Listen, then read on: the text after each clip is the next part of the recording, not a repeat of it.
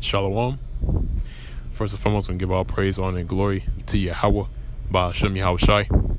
Double honors to the apostles and elders of great millstone that continue to rule very well. Shalom to the hopeful elect that is also pushing this word throughout the four corners of the earth in our faith, true sincerity, and giving all diligence. The topic of this video is going to be entitled, Shall We Therefore Then Make Mirth?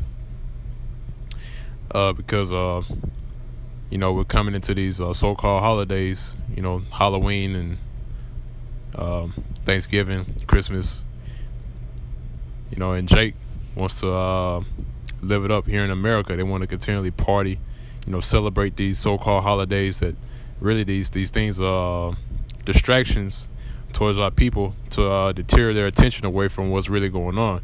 And what's really going on is these martial law troops gathering together, all right, and these prophecies concerning the mark of the beast, which is the RFID microchip, are being set in place. The plans are being set in place for martial law to take place and for the mark of the beast to be implemented.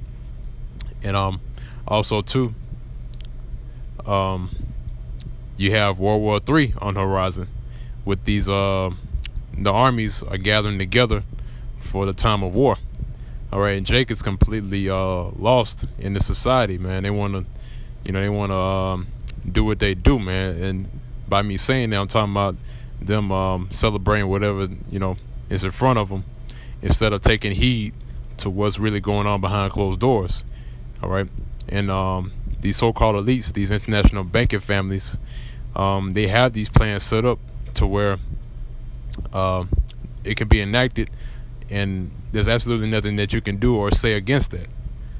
All right, because all your so-called rights are going to be taken away, because first and foremost, you never had rights in the first place. All right, because the society is ruled by this what these people call, these so-called truthers call the shadow government, in which that's what it is a shadow government in which you can't see what's really going on, man. As far as that goes, these banking families, these so-called elites, that's a part of what these people call the Illuminati.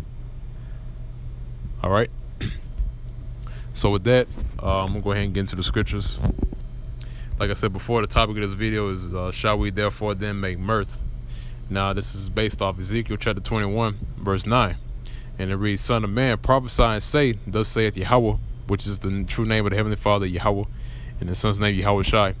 Say, a sword is sharpened and is also furbished. So that sword is sharpening, man. All right, you have different pieces of information coming out about these troops are continually gearing up, man, especially for urban warfare. And it takes me back to the time of Jade Helm 15. Now, if you Google that, that was a huge military drill that was done in 2015 in the urban area. All right, that was a huge drill, and that drill wasn't just to be done just for show. That drill was there because they're getting ready to lock down these cities. All right, so that sword is being sharpened. All right, and they're still continually doing drills in these urban areas. All right, actually, if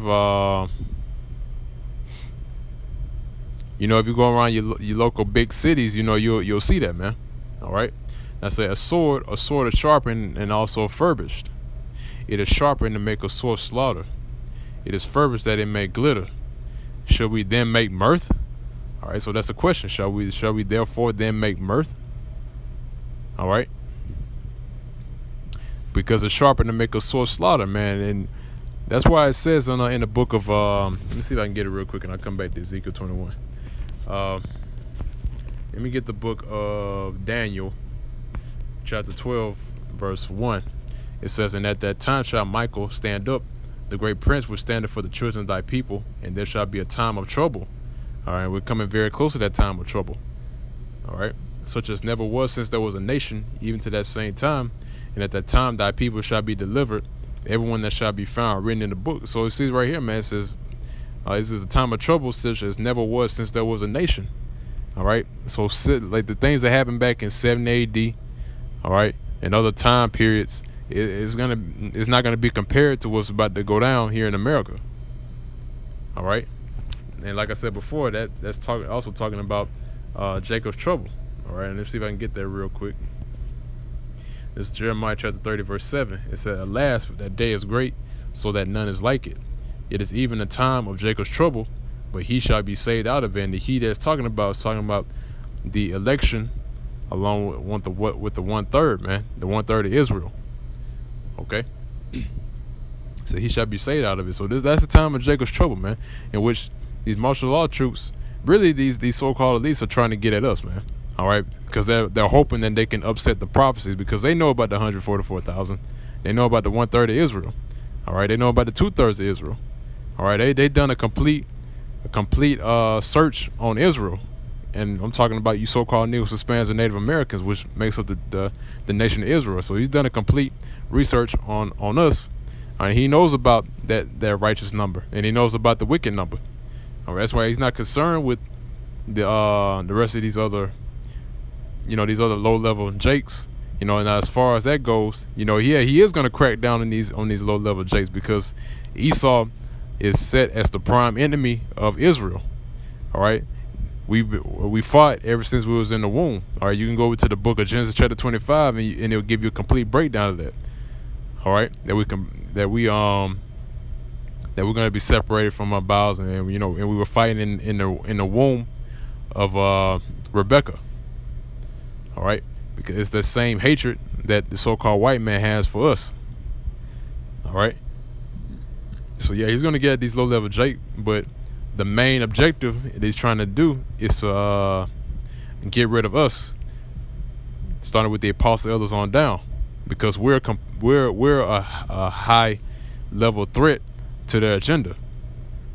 All right, and it doesn't take an M16 rifle or M9 pistol to to have us being a threat to them, because we don't do that, man. We don't carry around no rifles, no guns or weapons or nothing like that.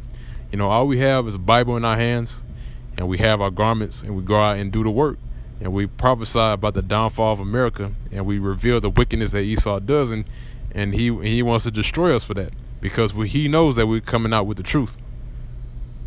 All right. So I'm gonna go back to Ezekiel 21.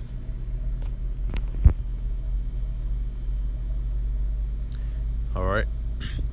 Now I'm gonna read verse 10 again. It says, "It is sharpened to make a sore slaughter. It is furbished that it may glitter. Should we then make mirth?" All right. The answer to that is no. We don't. We sure as hell not supposed to be making mirth, man, because that's the time of great fear. All right. And if you're not fearing the Most High, if you don't fear Yahweh Shemel Shai in general, all right, then something's wrong, man. All right, then that means that you really don't care about Yahweh Shemel Shai. In other words, what you're living in a comfortable state. The state that you're in right now, you're working a 9-to-5 job. That's comfortable for you. You rather have that than to have your own kingdom. All right, have your own part in the kingdom, should I say? And I'll worship Yahweh Shemel Shai. All right, because these people are given a false sense of fear, man.